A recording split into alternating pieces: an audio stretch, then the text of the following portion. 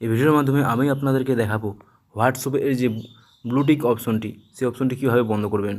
আপনি যদি আপনার কোনো বন্ধুকে হাই লিখে পাঠান তাহলে দেখতে পাবেন যে ব্লুটিক অপশনটি, সেই অপশনটি ব্লুটিক হয়ে যাচ্ছে।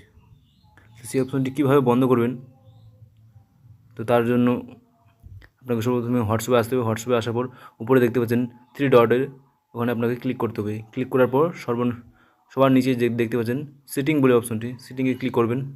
তারপর যে দ্বিতীয় অপশনে প্রাইভেসি বলে একটি অপশন আছে, সেই অপশনে আপনারা সিম্পলি ট্যাপ করবেন। ট্যাপ করার পর একটু নিচের দিকে আসলে দেখতে পাবেন রিড রিসিপ্ট, এই অপশনটি আপনারা সিম্পলি ডিঅ্যাক্টিভ করে দেবেন, অফ করে দেবেন।